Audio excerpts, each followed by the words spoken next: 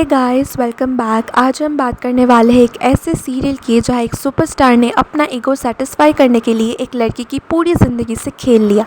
Yes, I am talking about Colors TV के most iconic shows में से एक मधुबाला, एक इश्क एक जुनून। सो स्टोरी शुरू होती है मधुबाला से, जिसे सब मधु बुलाते हैं। मधु कोई एक्ट्रेस या सेलिब्रिटी नहीं थी। वो एक सिंपल मिडिल क्लास लड़की थी जो एक ब्यूटी पार्लर में काम करती थी और उसकी फैमिली मुंबई फिल्म इंडस्ट्री का हिस्सा ज़रूर थी, लेकिन सिर्फ जूनियर आर्टिस्ट के रूप में। मतलब ग्लैमर उनके आसपास था, लेकिन उनकी ज़िंदगी उस ग्लैमर से बहुत दूर थी। और ऑनेस्टली मुझे मधु की ये सिंप्लिसिटी बहुत पसंद थी। वो अननेसेसरीली किसी के सामने झुकती नहीं थी, और अगर किसी ने उसके सेल्फ रिस्पेक्ट को हर्ट किया तो जवाब देना भी जानती थी। उसकी लाइफ में मुकुंद था। दोनों एक दूसरे को पसंद करते थे और उनकी एंगेजमेंट भी हो जाती है। सब कुछ बिल्कुल नॉर्मल चल रहा होता है, टिपिकल लव स्टोरी जहाँ लगता है कि अब बस शादी होगी और हैप्पीली एवर आफ्टर। लेकिन फिर एंट्री होती है उस कैरेक्टर की जिसके बिना शायद ये सीरियल इतना आइकॉनिक कभी बनता ही नहीं। ऋषभ कुंद्रा यानी आरके, बॉलीवुड का सबसे बड़ा सुपरस्टार। और भाई, जितना बड़ा सुपरस्टार उतना ही बड़ा ईगो। विवियन देसना ने आरके को सिर्फ प्ले नहीं किया था, उस कैरेक्टर को लिटरली जिया था। लेकिन जितना एंटरटेनिंग वो था उतना ही प्रॉब्लमैटिक भी। एक दिन आरके की कार से हिट एंड रन एक्सीडेंट हो जाता है और मुकुंद उसका विक्टिम बन जाता है। केस कोर्ट तक पहुंचता है और मधु सच बोलने का डिसीजन लेती है। वो आरके के अगेंस्ट विटनेस बन जाती है और इसी वजह से आरके को जेल जाना पड़ता है। देखो, यहाँ से ही मुझे आरके के कैरेक्टर की सबसे बड़ी प्रॉब्लम समझ आ गई थी। गलती उसकी थी, एक्सीडेंट उसकी वजह से हुआ था, लेकिन ब्लेम वो मधु को देने लगता है। मतलब अकाउंटेबिलिटी नाम की चीज़ इस बंदे के डिक्शनरी में शायद थी ही नहीं। जेल से बाहर आने के बाद आरके डिसाइड करता है कि अब वो मधु की ज़िंदगी बर्बाद करेगा। और जिस तरीके से वो ये करता है ना, ऑनेस्टली उसे देखकर लगता है कि बंदा रिवेंज नहीं, ऑब्सेशन में जी रहा था। एक दिन वो सबके सामने मधु को अपनी गर्लफ्रेंड कह देता है, और सिर्फ इतना ही नहीं, वो पद्मिनी और शमशेर के रिलेशनशिप पर भी चीप कमेंट्स करता है। मतलब किसी की इज्जत उछालकर उसे नीचा दिखाना ही उसका रिवेंज था। और इसका रिजल्ट, मुकुंद को लगता है कि मधु का सच में आरके के साथ अफेयर है। ना उसकी पूरी बात सुने वो एंगेजमेंट तोड़ देता है।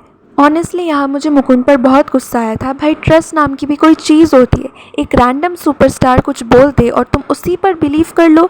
जिस लड़की ने तुम्हारे लिए कोर्ट में खड़े होकर सच बोला, उसी पर शक कर लिया। मुझे उस मोमेंट पर ही समझ आ गया था कि मुकुंद और मधु वैसे भी लॉन्ग रन में साथ नहीं रहने वाले थे। और फिर आता है वो सीन जो आज भी लोग याद करते हैं। मधु आरके को सबके सामने जोर का थप्पड़ मार देती है, और ऑनेस्टली उस थप्पड़ की टाइमिंग परफेक्ट थी। लेकिन प्रॉब्लम ये था कि आरके नॉर्मल इंसान नहीं था। उसका ईगो उसके स्टारडम से भी बड़ा था। और अब इसी बीच शमशेर बुरी तरह इंजर्ड हो जाता है और उनके ट्रीटमेंट के लिए पैसे चाहिए होते हैं। और यही आरके अपनी सबसे घटिया चाल चलता है। वो मधु के सामने एक डील रखता है कि वो शमशेर का ट्रीटमेंट करवाएगा, लेकिन उसके लिए मधु को उससे शादी करनी होगी। इमेजिन करो, एक लड़की जिसका घर पहले ही टूट चुका है, उसके बाबा हॉस्पिटल में है, और उस वक्त कोई उसकी मजबूरी का फ़ायदा उठाकर उससे शादी के लिए फोर्स करे। मधु के पास कोई ऑप्शन नहीं बचता और वो शादी के लिए हाँ बोल देती है। अब ऑडियंस को लगता है कि शायद फोर्स्ड मैरिज के बाद धीरे धीरे दोनों के बीच फीलिंग्स डेवलप होंगी, पर नहीं। शादी के बाद आरके मधु की लाइफ को लिटरली हेल बना देता है। कभी उसके इंसल्ट करता था, कभी इमोशनली टॉर्चर, कभी उसे सिर्फ इसलिए रुलाता था क्योंकि उसे मज़ा आ रहा है।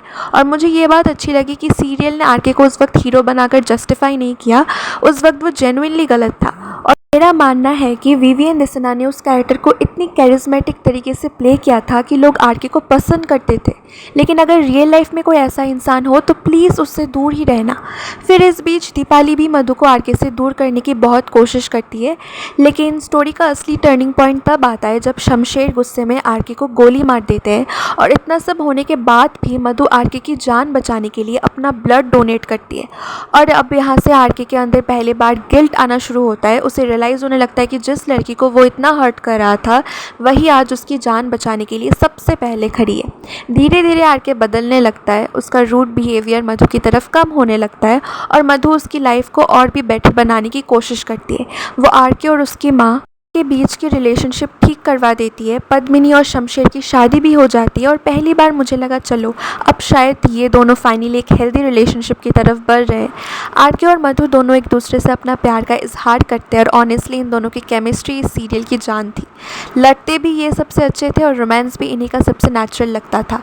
उस वक्त मुझे जेन्युइनली लगने लगा था कि आरके फाइनली चेंज हो गया है, कि अब वो पहले वाला इगोइस्टिक इंसान नहीं रहा।